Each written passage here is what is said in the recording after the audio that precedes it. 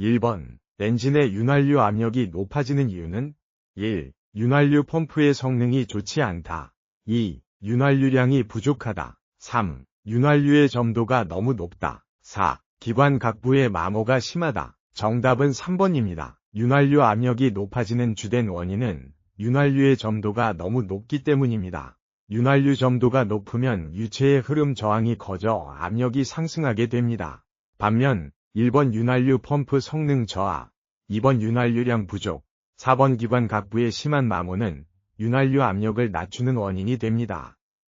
2번. 디젤 기관에서 터보차저를 부착하는 목적으로 맞는 것은 1. 기관의 유효 압력을 낮추기 위해서 2. 기관의 냉각을 위해서 3. 기관의 출력을 증대시키기 위해서 4. 배기 소음을 줄이기 위해서 정답은 3번입니다. 터보차저는 기관의 배기가스 에너지를 이용하여 흡입 공기를 압축하여 실린더 내로 공급합니다. 이렇게 압축된 공기의 밀도를 높여 연소 효율을 증가시키고 결과적으로 기관의 출력을 증대시키는 역할을 합니다.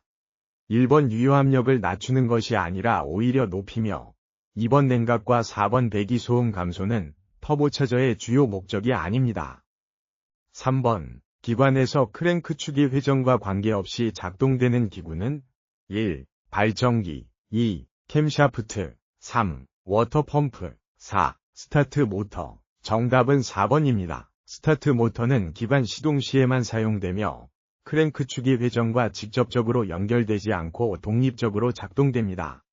반면 1번 발전기, 2번 캠샤프트, 3번 워터펌프는 모두 크랭크축 회전에 따라 작동됩니다. 4번. 건설기계 기관에 있는 팬벨트의 장력이 약할 때 생기는 현상으로 맞는 것은 1. 발전기 출력이 저하될 수 있다. 2. 물펌프 베어링이 조기에 손상된다. 3. 엔진이 관행된다. 4. 엔진이 부조를 일으킨다. 정답은 1번입니다. 팬벨트의 장력이 약하면 벨트가 미끄러져 발전기의 회전력이 충분히 전달되지 않아 발전기 출력이 저하될 수 있습니다. 2번 물펌프 베어링의 손상은 벨트 장력이 너무 강할 때 발생하며 3번 엔진 관행 현상과 4번 엔진 부조 현상은 팬벨트 장력과 직접적인 관련이 없습니다. 5번. 운전 중 엔진오일 경고등이 점등되었을 때의 원인이 아닌 것은 1. 오일 드레인 플러그가 열렸을 때 2. 윤활계통이 막혔을 때 3. 오일 필터가 막혔을 때 4. 오일 밀도가 낮을 때 정답은 4번입니다. 엔진오일 경고등은 주로 윤활유 압력이 낮아졌을 때 점등됩니다. 1번 오일 드레인 플러그가 열리면 오일이 누설되어 압력이 떨어지고 2번 윤활계통이나 3번 오일 필터가 막히면 유압이 저하됩니다. 그러나 4번 오일 밀도가 낮다는 것은 오일의 점도 또는 농도 문제이지 오일 압력 저하의 직접적 원인은 아닙니다. 6번. 기관 과열 시 일어날 수 있는 현상으로 가장 적합한 것은 1. 연료가 응결될 수 있다. 2. 실린더 헤드의 변형이 발생할 수 있다. 3. 흡배기 밸브의 열림량이 많아진다. 4. 밸브 개폐 시기가 빨라지나. 정답은 2번입니다. 기관이 과열되면 실린더 헤드가 열팽창으로 인해 변형될 가능성이 큽니다. 실린더 헤드 변형은 헤드 가스켓 손상, 압축 누설 등 심각한 문제를 유발할 수 있습니다. 1번 연료 응결은 과열 시 발생하지 않으며 3번 흡배기 밸브 열림량 증가나 4번 밸브 개폐 시기 변화는 과열과 직접 관련이 없습니다. 7번. 기관의 피스톤이 고착되는 원인으로 틀린 것은 1. 냉각수 양이 부족할 때 2. 기관 오일이 부족하였을 때 3. 기관이 과열되었을 때 4. 압축 압력이 너무 높았을 때 정답은 4번입니다. 피스톤 고착은 주로 윤활 부족이나 과열로 인해 발생합니다. 1번 냉각수 부족, 2번 기관 오일 부족, 3번 기관 과열은 모두 피스톤 고착을 유발합니다. 그러나 4번 압축 압력이 너무 높은 경우는 피스톤 고착의 직접 원인이 아닙니다. 압축 압력이 높다고 해서 피스톤이 고착되지는 않습니다. 8번. 건설기계에서 사용하는 경유의 중요한 성질이 아닌 것은 1. 옥탄가 2. 비중 3. 착화성 4. 세탄가 정답은 1번입니다. 옥탄간은 휘발유의 노킹 저항성을 나타내는 성질로서 경유와는 관계가 없습니다. 경유는 세탄과 착화성, 비중, 점도 등이 중요한 성질입니다. 따라서 2번 비중, 3번 착화성, 4번 세탄간은 경유의 중요한 성질이 맞지만 1번 옥탄간은 경유와 관련이 없습니다. 9번 건설기계에서 엔진 부조가 발생되고 있다. 그 원인으로 맞는 것은 1. 인젝트 공급 파이프의 연료 누설 2. 인젝터 연료 리턴 파이프의 연료 누설 3. 가속 페달 케이블의 조정 불량 4. 자동 변속기의 고장 발생 정답은 1번입니다. 엔진 부조는 연료 공급이 불규칙하거나 불충분할 때 발생합니다. 인젝트 공급 파이프에서 연료가 누설되면 실린더로 공급되는 연료량이 일정하지 않아 엔진 부조 현상이 발생합니다. 반면 2번 인젝터 리턴 파이프 누설은 연료의 리턴 부위로서 엔진 부조에 큰 영향을 미치지 않으며 3번 가속 페달 케이블 조정 불량과 4번 자동 변속기 고장은 엔진 부조와 직접적인 연관이 없습니다. 10번 디젤 기관에서 연료가 정상적으로 공급되지 않아 시동이 꺼지는 현상이 발생되었다.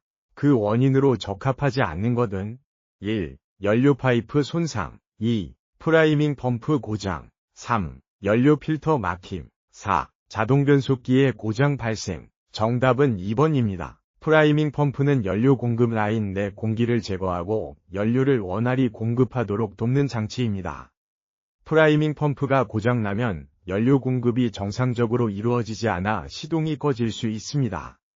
따라서 프라이밍 펌프의 고장은 연료 공급 문제로 시동이 꺼지는 현상에 적합한 원인이므로 적합하지 않은 원인으로 제시된 보기 2번이 잘못된 것입니다.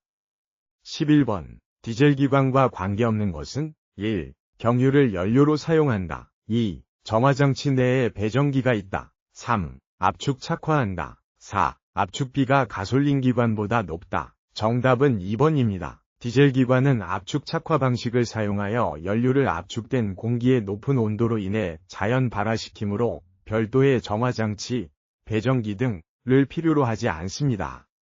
2번이 배정기는 가솔린 기관에서 정화 플러그에 전기를 보내기 위해 사용되는 부품이므로 디젤 기관과는 무관합니다. 1번이 경유 사용, 3번이 압축 착화 방식, 4번이 높은 압축비는 모두 디젤 기관의 특징입니다. 12번 운전 중 운전석 계기판에서 확인해야 하는 것이 아닌 것은 1. 실린더 압력계 2. 연료량 게이지 3. 냉각수 온도 게이지 4. 충전 경고 등 정답은 1번입니다. 실린더 압력계는 엔진 내부의 압축 상태를 측정하는 장치로 주로 정비나 점검 시 사용되는 특수 공구입니다. 운전 중 계기판에서 확인하는 항목이 아니면 운전 중에는 연료량 2번, 냉각수 온도 3번, 충전 경고 등 4번, 과 같은 정보를 통해 차량 상태를 파악합니다.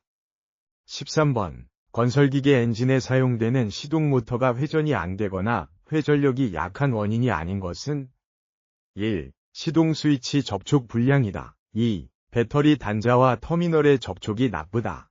3. 브러쉬가 정류자에 잘 밀착되어 있다. 4. 배터리 전압이 낮다. 정답은 3번입니다. 시동 모터가 잘 회전하려면 브러쉬가 정류자와 밀착되어 전류가 잘 전달되어야 합니다.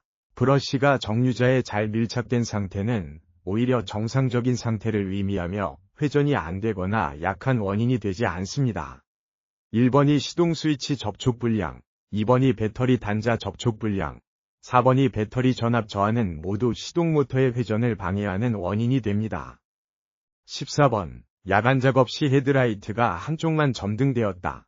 고장 원인으로 가장 거리가 먼 것은 1. 헤드라이트 스위치 불량 2. 전구 접지 불량 3. 한쪽 회로의 퓨즈 단선 4. 전구 불량 정답은 1번입니다. 헤드라이트 스위치 불량은 양쪽 헤드라이트 모두에 영향을 주는 문제이므로 한쪽만 점등되는 현상과는 관련이 적습니다.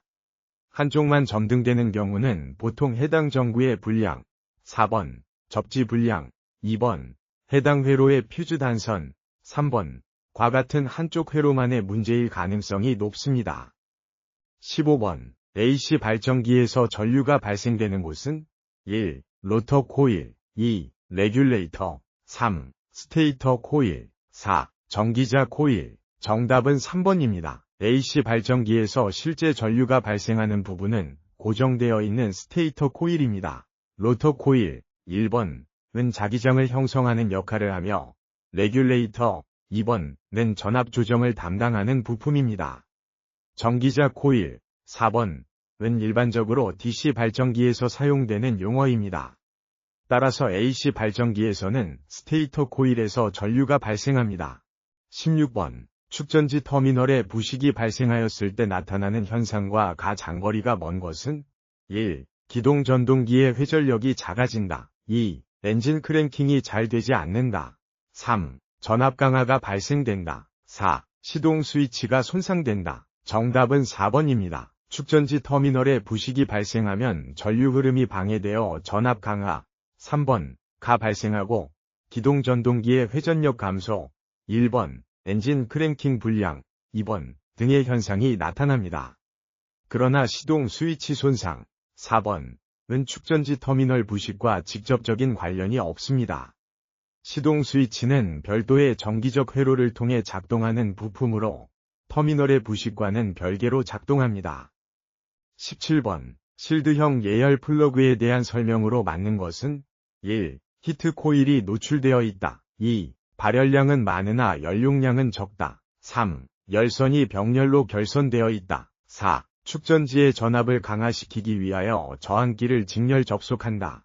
정답은 3번입니다. 실드형 예열 플러그는 열선이 병렬로 연결되어 각 플러그가 독립적으로 작동하는 구조입니다. 병렬 결선으로 인해 한 개의 플러그가 고장 나도 나머지 플러그는 정상 작동할 수 있습니다. 1번이 히트 코일 노출은 노출형 예열 플러그의 특징이며 2번 발열량과 연료량의 설명은 실드형과 맞지 않고 4번이 저항기 직렬 접속은 병렬 연결 방식과 상반된 설명입니다. 18번. 납산 축전지를 오랫동안 방전 상태로 두면 사용하지 못하게 되는 원인은 1. 급판이 영구 황산납이 되기 때문이다.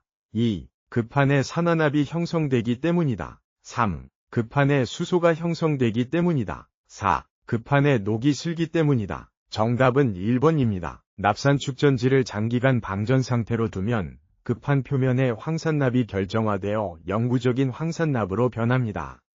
이 상태로 되면 재충전이 불가능하거나 충전 능력이 극히 저하되어 축전지를 사용할 수 없게 됩니다. 산화납. 2번. 수소 형성. 3번. 녹 발생. 4번. 은 납산 축전지 방전 상태에서 발생하는 주된 현상이 아닙니다. 19번. 무한궤도식 건설기계에서 트랙 장력을 측정하는 부위로 가장 적합한 것은 1. 아이들러와 스프로키 사이. 2. 1번 상부롤러와 2번 상부롤러 사이. 3. 스프로킷과 1번 상부롤러 사이. 4. 아이들러와 1번 상부롤러 사이. 정답은 4번입니다. 무한궤도식 건설기계의 트랙 장력은 아이들러와 1번 상부롤러 사이에서 측정하는 것이 가장 적합합니다. 이 위치는 트랙의 처짐량이 가장 명확하게 나타나는 부분으로 정확한 장력 측정이 가능합니다. 다른 부위는 트랙 장력 측정 시 처짐량을 정확히 측정하기에 적합하지 않습니다. 20번. 굴삭기 붐이 자연 하강량이 많을 때의 원인이 아닌 것은 1. 유압 실린더에 내부 누출이 있다. 2. 컨트롤 밸브의 스풀에서 누출이 많다. 3. 유압 실린더 배관이 파손되었다. 4. 유압 작동 압력이 과도하게 높다. 정답은 4번입니다. 유압 작동 압력이 과도하게 높으면 오히려 붐이 자연적으로 하강하는 현상과는 관련이 없습니다. 붐이 자연 하강 현상은 일반적으로 유압 실린더 내부의 누출, 1번, 컨트롤 밸브의 스풀 누출, 2번, 유압 실린더 배관 파손, 3번 등 유압 회로의 누설로 인해 발생합니다. 압력이 높다는 것은 유압 펌프가 정상적으로 압력을 공급하는 상태로 자연 하강량이 많아지는 원인이 아닙니다. 21번. 일반적으로 기중기의 드럼 클러치로 사용되고 있는 것은 1. 외부 확장식. 2. 외부 수축식. 3. 내부 확장식. 4. 내부 수축식. 정답은 3번입니다. 기중기의 드럼 클러치는 일반적으로 내부 확장식이 사용됩니다. 내부 확장식 클러치는 클러치 슈가 내부에서 외부로 확장하여 드럼 내부면에 밀착되어 동력을 전달하는 방식입니다. 이 방식은 구조가 간단하고 동력 전달이 확실하며 조작이 용이하여 기중기 드럼 클러치로 적합합니다. 1번과 2번이 외부 확장식 및 외부 수축식은 클러치 슈가 드럼의 외부에서 작동하는 방식으로 드럼 클러치로는 잘 사용되지 않습니다. 4번이 내부 수축식은 내부에서 슈가 수축하여 작동하는 방식으로 일반적으로 드럼 클러치로 사용되지 않습니다. 22번. 엔진에서 발생한 회전 동력을 바퀴까지 전달할 때 마지막으로 감속작용을 하는 것은 1. 클러치 2. 트랜스미션 3. 프로펠러 샤프트 4. 파이널 드라이버 기어. 정답은 4번입니다. 엔진에서 발생한 회전 동력이 최종적으로 바퀴에 전달될 때 마지막으로 감속작용을 하는 것은 파이널 드라이버 기어입니다. 파이널 드라이버 기어는 디퍼렌셜 기어와 함께 최종 감속을 담당하여 엔진의 고속 회전을 차량 바퀴에 적합한 저속 고토크 회전으로 변환하여 전달합니다. 클러치는 동력의 연결 및 차단, 트랜스미션은 속도와 토크의 변속, 프로펠러 샤프트는 변속기에서 파이널 드라이버 기어로 동력을 전달하는 축으로 최종 감속과는 역할이 다릅니다. 23번. 타이어식 건설기계에서 앞바퀴 정렬의 역할과 거리가 먼 것은 1. 브레이크의 수명을 길게 한다. 2. 타이어 마모를 최소로 한다. 3. 방향 안정성을 준다. 4. 조향핸들의 조작을 작은 힘으로 쉽게 할 수 있다. 정답은 1번입니다. 앞바퀴 정렬, 휠 얼라인먼트는 타이어 마모 최소화, 방향 안정성 확보, 조향핸들 조작의 용이성에 기여합니다. 그러나 브레이크의 수명을 길게 하는 것과는 직접적 관련이 없습니다. 브레이크 수명은 주로 브레이크 사용 습관, 주행 환경, 브레이크 시스템 관리 상태 등과 관련이 있습니다. 24번. 지게차 작업 시 안전수칙으로 틀린 것은 1. 주차 시에는 포크를 완전히 지면에 내려야 한다. 2. 화물을 적재하고 경사지를 내려갈 때는 운전 시야 확보를 위해 전진으로 운행해야 한다. 3. 포크를 이용하여 사람을 싣거나 들어 올리지 않아야 한다. 4. 경사지를 오르거나 내려올 때는 급회전을 금해야 한다. 정답은 2번입니다. 화물을 적재한 상태로 경사지를 내려갈 때는 운전자의 시야 확보보다는 안전성을 우선하여 후진으로 운행해야 합니다. 화물을 실은 상태에서 전진으로 내려가면 화물이 앞으로 쏠리거나 지게차가 전복될 위험이 있습니다. 따라서 2번은 잘못된 안전수칙입니다. 25번. 크롤러형 로더로 작업을 할 수 있는 것을 나열한 것이다. 해당이 없는 것은 1. 수직 굴토 작업 2. 포장로 제거 3. 제설 작업 4. 골재의 처리 작업. 정답은 1번입니다. 크롤러형 로더는 포장로 제거, 제설 작업, 골재 처리 작업 등 다양한 작업에 활용될 수 있습니다. 그러나 수직 굴토 작업, 수직으로 깊게 파고 들어가는 작업은 일반적으로 굴삭기와 같은 장비가 적합하며 크롤러형 로더의 주요 작업 범위에 포함되지 않습니다. 26번. 토크 컨버터 구성품 중 스테이터의 기능으로 옳은 것은 1. 오일의 방향을 바꾸어 회전력을 증대시킨다. 2. 토크 컨버터의 동력을 전달 또는 차단한다. 3. 오일의 회전 속도를 감속하여 변일력을 증대시킨다. 4. 클러치판의 마찰력을 감소시킨다. 정답은 1번입니다. 토크 컨버터의 스테이터는 내부에서 오일의 흐름 방향을 바꾸어 회전력을 증가시키는 역할을 합니다. 스테이터는 고정된 상태에서 오일의 흐름을 유도하여 터빈에 전달되는 힘을 증대시키는 기능을 수행합니다. 2번은 토크 컨버터의 동력 전달 및 차단과 관련된 클러치의 역할이며 3번이 오일 회전 속도 감속 및 4번이 클러치판 마찰력 감소는 스테이터의 기능과는 무관합니다.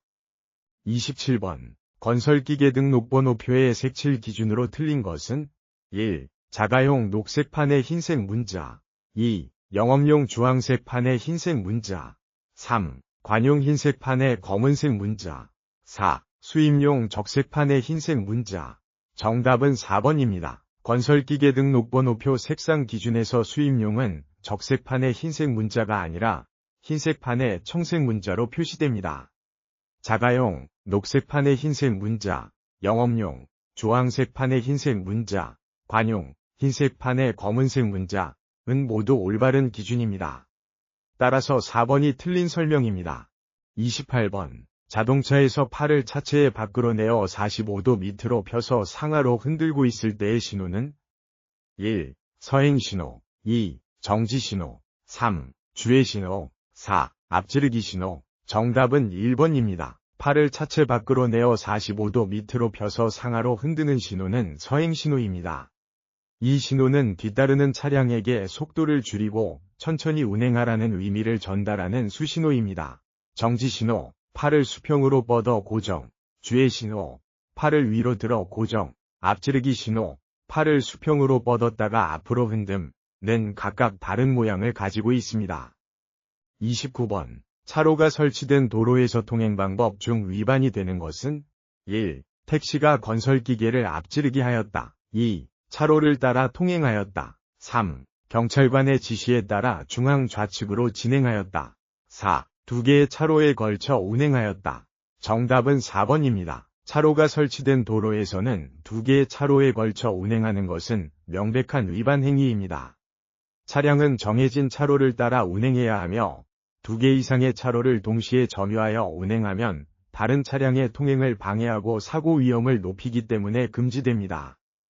30번. 교차로 통행방법 설명 중 틀린 것은 1. 교차로 내는 차선이 없으므로 진행 방향을 임의로 바꿀 수 있다. 2. 좌회전할 때에는 교차로 중심 안쪽으로 서행한다. 3. 교차로에서 직진하려는 차는 이미 교차로에 진입하여 좌회전하고 있는 차의 진로를 방해할 수 없다. 4. 교차로에서 우회전할 때에는 서행하여야 한다. 정답은 1번입니다. 교차로 내에 차선이 없다고 해서 진행 방향을 임의로 바꿀 수 있는 것은 아닙니다. 교차로에서는 반드시 정해진 진행 방법을 따라야 하며 임의로 방향을 바꾸면 교통 혼잡과 사고 위험을 증가시킬 수 있습니다. 따라서 1번이 잘못된 설명입니다.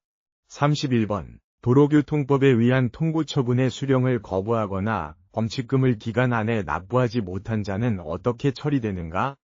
1. 면허의 효력이 정지된다. 2. 면허증이 취소된다. 3. 연기 신청을 한다. 4. 즉결 심판에 회부된다. 정답은 4번입니다. 도로교통법상 통고처분은 경미한 위반 사항에 대해 범칙금을 납부할 기회를 주는 제도입니다. 만약 통고처분의 수령을 거부하거나 범칙금을 정해진 기간 내에 납부하지 않으면 이는 범칙금 납부로 사건을 마무리할 수 없게 되므로 정식 절차인 즉결 심판에 회부되어 법원의 판단을 받게 됩니다.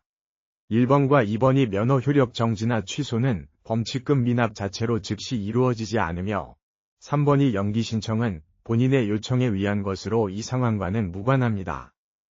32번. 신규 등록일부터 5년 경과된 트럭적 제식 천공기의 정기검사 유효기간은 1. 6개월 2. 1년 3. 2년 4. 3년. 정답은 3번입니다. 건설기계관리법 시행규칙에 따르면 신규 등록 후 5년 이경과된 트럭적 제식 천공기의 정기검사 유효기간은 2년입니다. 검사 주기는 건설기계의 종류 및 사용 연수에 따라 다르게 규정되며 트럭적 제식 천공기의 경우 신규 등록 후 5년 이초가 되면 2년마다 정기검사를 받아야 합니다. 따라서 1년 또는 6개월의 짧은 주기나 3년이 긴 주기는 해당되지 않습니다. 33번. 건설기계관리법령상 건설기계의 총 종류 수는 1. 16종, 15종 및 특수건설기계 2. 21종, 20종 및 특수건설기계 3. 27종, 26종 및 특수건설기계 4. 30종, 27종 및 특수건설기계. 정답은 3번입니다. 건설기계관리법령상 규정된 건설기계의 총 종류는 27종으로 이는 일반적인 건설기계 26종과 특수건설기계 1종을 포함한 수입니다. 16종이나 21종은 법령상 규정된 종류수에 미치지 못하며 30종은 실제 법령상 규정된 종류수보다 많아 부정확합니다. 34번. 폐기 요청을 받은 건설기계를 폐기하지 아니하거나 등록번호표를 폐기하지 아니한 자에 대한 벌칙은 관련 규정 개정 전 문제로 기존 정답은 2번이었으면 여기서는 2번을 누르면 정답 처리됩니다. 바퀴 규정은 해설을 참조하세요. 1. 2년 이하의 징역 또는 1천만 원 이하의 벌금. 2. 1년 이하의 징역 또는 300만 원 이하의 벌금. 3. 200만 원 이하의 벌금. 4. 100만 원 이하의 벌금. 정답은 2번입니다. 건설기계관리법 개정 이전 규정에 따르면 폐기 요청을 받은 건설기계를 폐기하지 않거나 등록번호표를 폐기하지 않은 경우 1년 이하의 징역 또는 300만 원 이하의 벌금에 처해졌습니다. 다른 선택지의 형량과 벌금액은 당시 법령에서 규정한 내용과 일치하지 않습니다. 참고로 현재 개정된 규정에 따라 처벌 수위가 달라질 수 있으므로 최신 법령을 별도로 확인하는 것이 필요합니다. 35번. 주차, 정차가 금지되어 있지 않은 장소는 1. 교차로. 2. 건널목. 3. 횡단보도. 4. 경사로의 정상 부근. 정답은 4번입니다. 교차로, 건널목, 횡단보도는 도로교통법상 주차 및 정차가 명확히 금지된 장소들입니다. 그러나 경사로의 정상 부근은 법적으로 주차나 정차가 금지된 장소로 명시되어 있지 않습니다. 따라서 경사로 정상 부근은 주차나 정차가 금지되어 있지 않은 장소에 해당합니다. 36번. 다음 중 항발기를 조종할 수 있는 건설기계 조종사 면허는 2012년 3월 개정된 법령 기준으로 답을 찾아주세요. 1. 천공기. 2. 공기압축기. 3. 횡단보도. 4. 스크레이퍼. 정답은 1번입니다. 항발기는 건설기계관리법상 천공기 조종사 면허로 조종할 수 있는 장비로 분류됩니다. 공기압축기나 스크레이퍼는 항발기와는 별도의 기계 종류이며 횡단보도는 건설기계가 아닌 도로시설물이므로 관련이 없습니다. 따라서 천공기 면허를 가진 조종사가 항발기를 조종할 수 있습니다. 37번. 유압회로에서 유량 제어를 통하여 작업 속도를 조절하는 방식에 속하지 않는 것은 1. 미터인 방식. 2. 미터 아웃 방식. 3. 블리드 오프 방식. 4. 블리드 온 방식. 정답은 4번입니다. 유압회로에서 유량을 제어하여 작업 속도를 조절하는 방식은 미터인, 미터 아웃, 블리드 오프 방식 등이 있습니다. 그러나 블리드 온 방식이라는 명칭은 유압회로 제어 방식에서 사용되지 않는 용어이며 실제 존재하지 않는 방식입니다. 따라서 4번이 유량 제어에 의한 속도 조절 방식에 속하지 않는 정답입니다. 38번. 유압장치에 부착되어 있는 오일탱크의 부속장치가 아닌 것은 1. 주입구 캡. 2. 유명계. 3. 배플. 4. 피스톤 로드. 정답은 4번입니다. 유압장치의 오일탱크에는 주입구 캡, 오일 보충 및 밀폐 목적, 유명계, 오일 양 확인 목적, 배플, 오일의 흔들림 방지 목적 등의 부속장치가 있습니다. 그러나 피스톤 로드는 유압 실린더 내부의 부품으로서 오일탱크의 부속장치가 아닙니다. 따라서 피스톤 로드가 오일탱크의 부속장치가 아닙니다. 39번. 밀폐된 용기에 채워진 유체의 일부에 압력을 가하면 유체 내의 모든 곳에 같은 크기로 전달된다는 원리는 1. 파스칼의 원리. 2. 베르누이의 원리. 3. 보일샬의 원리. 4. 아르키메데스의 원리. 정답은 1번입니다. 파스칼의 원리는 밀폐된 용기 속에 채워진 유체의 일부에 압력을 가하면 그 압력이 유체 내 모든 방향으로 동일한 크기로 전달된다는 원리입니다.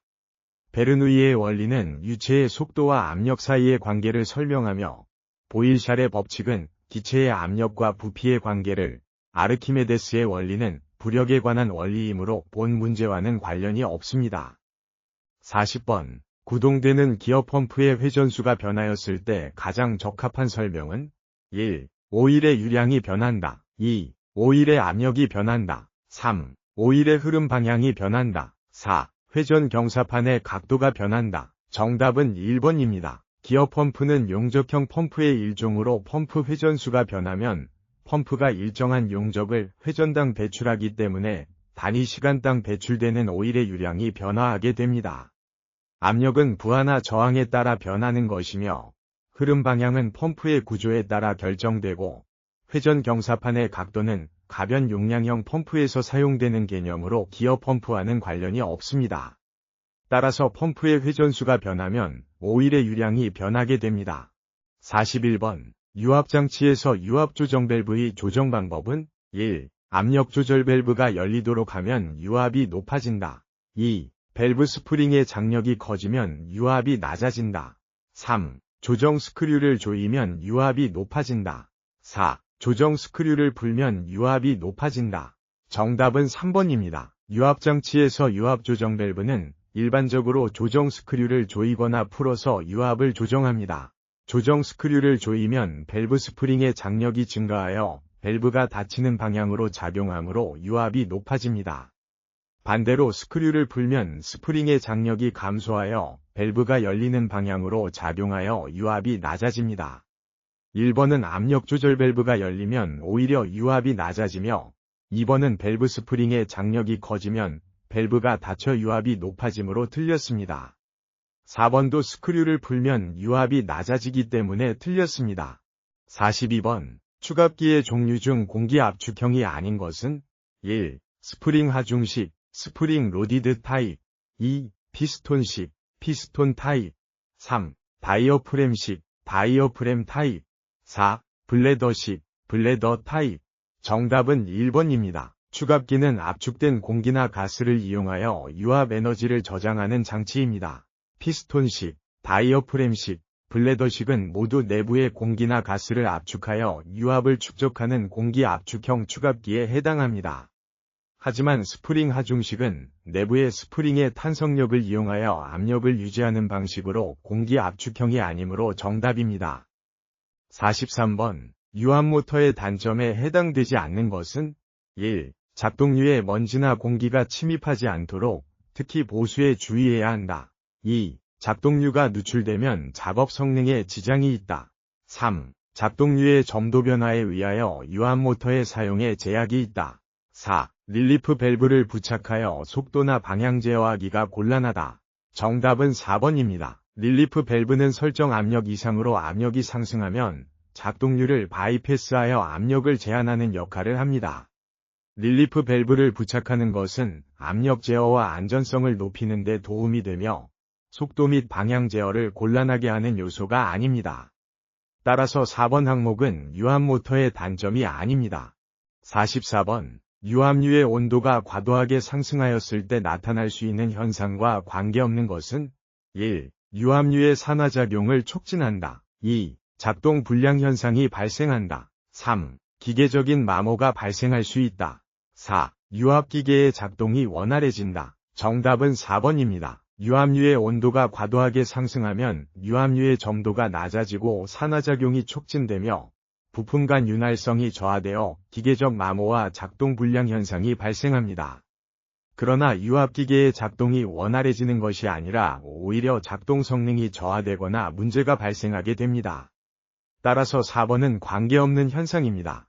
45번. 유압장치의 일상점검 항목이 아닌 것은 1. 오일의 양 점검. 2. 변질상태 점검. 3. 오일의 누유 여부 점검. 4. 탱크 내부 점검. 정답은 4번입니다. 유압장치의 일상점검은 주로 외부에서 쉽게 확인할 수 있는 항목들로 구성됩니다. 오일의 양, 변질 상태, 누유 여부 등은 일상적으로 점검할 수 있는 항목입니다. 하지만 탱크 내부 점검은 내부를 열고 검사해야 하는 정기점검 또는 특별점검 항목으로서 일상점검 항목에 해당하지 않습니다. 46번. 방향전환 밸브의 조작 방식에서 단동 솔레노이드 기호는? 정답은 1번입니다. 정답은 1번입니다. 47번. 안전, 보건 표지의 종류와 형태에서 그림의 안전 표지판이 나타내는 것은? 1. 사용금지. 2. 탑승금지. 3. 보행금지. 4. 물체이동금지. 정답은 4번입니다. 해당 표지판은 물체 이동을 금지하는 안전표지입니다. 이 표지는 일반적으로 물체를 특정 장소에서 옮기거나 이동하는 행위를 금지할 때 사용됩니다. 사용금지, 탑승금지, 보행금지 표지들은 각각 특정 행위를 금지하는 별도의 표지로서 그림의 표지와는 모양과 의미가 다릅니다. 48번. 크레인 작업 방법 중 적합하지 않은 것은? 1. 경우에 따라서는 수직 방향으로 달아 올린다. 2. 신호수의 신호에 따라 작업한다. 3. 제하나 중 이상의 것은 달아올리지 않는다. 4. 항상 수평으로 달아올려야 한다. 정답은 4번입니다. 크레인 작업 시 화물은 반드시 수직 방향으로 달아올리는 것이 원칙입니다. 수평으로 달아올리면 화물이 흔들리거나 균형을 잃어 안전사고가 발생할 위험이 높습니다. 따라서 항상 수평으로 달아올려야 한다는 4번은 크레인 작업 방법으로 적합하지 않습니다. 49번. 높은 곳에 출입할 때는 안전장구를 착용하여야 하는데 안전대용 로프의 구비 조건에 해당되지 않는 것은 1. 충격 및 인장 강도에 강할 것. 2. 내마모성이 높을 것. 3. 내열성이 높을 것. 4. 완충성이 적고 매끄러울 것. 정답은 4번입니다. 안전대용 로프는 높은 곳에서 작업자의 추락을 방지하기 위한 장치로서 충격 및 인장 강도가 높고 내마모성과 내열성이 우수하며 적절한 완충성과 미끄러짐 방지 특성을 갖추어야 합니다. 따라서 완충성이 적고 매끄러운 로프는 안전대용 로프의 조건에 맞지 않으며 오히려 위험을 초래할 수 있습니다.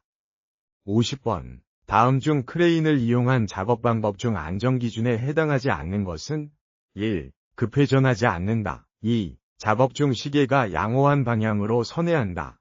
3. 작업 중인 크레인의 작업 반경 내에 접근하지 않는다.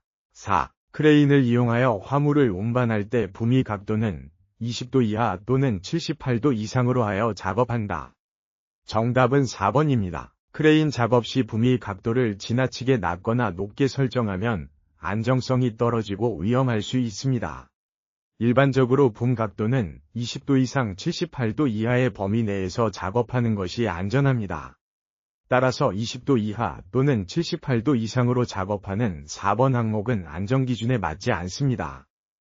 51번. 다음 중 안전의 제1이념에 해당하는 것은 1. 품질 향상. 2. 재산 보호. 3. 인간 존중. 4. 생산성 향상. 정답은 3번입니다. 안전의 제1이념은 작업자의 생명과 건강을 최우선으로 하는 인간 존중 사상입니다. 품질 향상. 1. 재산 보호. 2. 생산성 향상. 4은 경영적 목표일 수 있으나 안전의 본질적인 목적은 사람의 생명과 건강을 보호하는 것이므로 인간 존중. 3이 정답입니다. 52번. 연삭 작업 시 반드시 착용해야 하는 보호구는 1. 방독면. 2. 장갑. 3. 보안경. 4. 마스크. 정답은 3번입니다. 연삭 작업 중에는 연삭 입자 및 금속 파편 등이 눈에 들어갈 위험이 크므로 반드시 보안경을 착용해야 합니다. 방독면. 1은 유독가스 발생 작업 시. 장갑. 2은 손을 보호하는 용도로 사용되나 연삭 작업에서는 오히려 위험할 수 있으며 마스크. 4는 분진 방지용으로 눈 보호에는 적절하지 않습니다. 53번. 감전되거나 전기 화상을 입을 위험이 있는 작업에서 제일 먼저 작업자가 구비해야 할 것은 1. 왕강기. 2. 구급차. 3. 보호구. 4. 신호기. 정답은 3번입니다. 감전이나 전기 화상 위험이 있는 작업에서는 보호구를 우선적으로 갖추어야 합니다. 왕강기. 1는 고층에서 탈출할 때 사용하는 장비이며 구급차. 2는 사고 후 처치를 위한 것이고 신호기. 4는 작업 현장 신호 전달 목적이므로 전기 작업 시 가장 우선적으로 필요한 것은 보호구. 3입니다. 54번. 유해광선이 있는 작업장에 보호구로 가장 적절한 것은 1. 보안경. 2. 안전모. 3. 비마개. 4. 방독마스크. 정답은 1번입니다. 유해광선, 자외선, 적외선 등 이 존재하는 작업장에서는 눈의 손상을 방지하기 위해 보안경을 착용하는 것이 가장 적절합니다.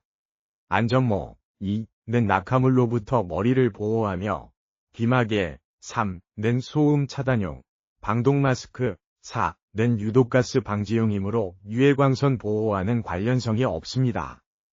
55번. 일반 수공구 사용 시 주의사항으로 틀린 것은 1. 용도 이외에는 사용하지 않는다. 2. 사용 후에는 정해진 장소에 보관한다. 3. 수공구는 손에 잘 잡고 떨어지지 않게 작업한다. 4. 볼트 및 너트의 조임에 파이프 렌치를 사용한다. 정답은 4번입니다. 볼트 및 너트 조임 작업 시 파이프 렌치를 사용하는 것은 부적절합니다. 파이프 렌치는 주로 배관 작업에 사용되는 공구로서 볼트 및 너트 조임 작업에는 스패너나 렌치를 사용하는 것이 적합합니다. 따라서 4번이 잘못된 내용입니다.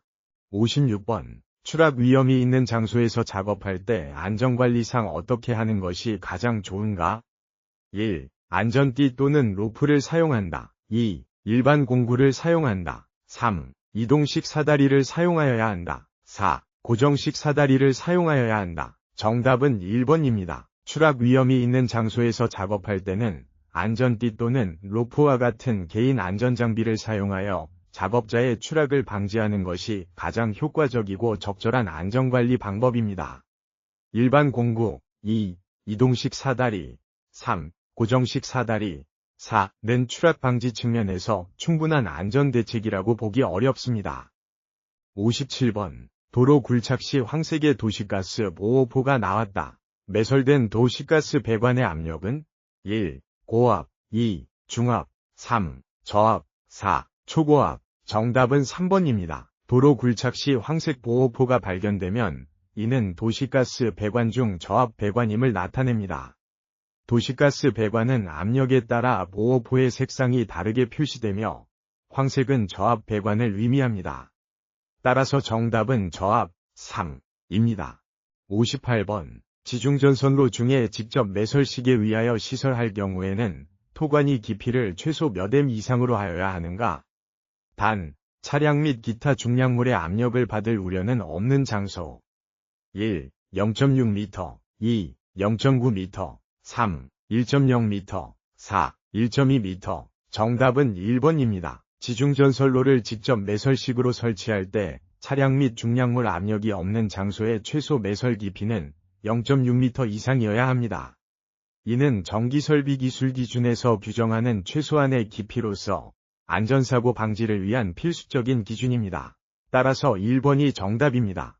59번. 가스배관과 수평거리 몇 cm 이내에서는 파일 받기를 할 수 없도록 도시가스 사업법에 규정되어 있는가?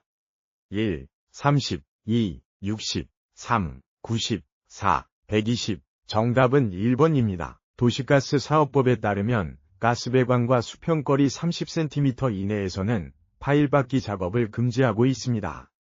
이는 가스배관 손상 및 누출 사고를 방지하기 위한 안전 규정이며 따라서 정답은 30cm 1입니다. 60번. 굴착 장비를 이용하여 도로 굴착 작업 중 고압선 위험 표지 시트가 발견되었다. 다음 중 맞는 것은 1. 표지 시트 좌측에 전력 케이블이 묻혀 있다. 2. 표지 시트 우측에 전력 케이블이 묻혀 있다.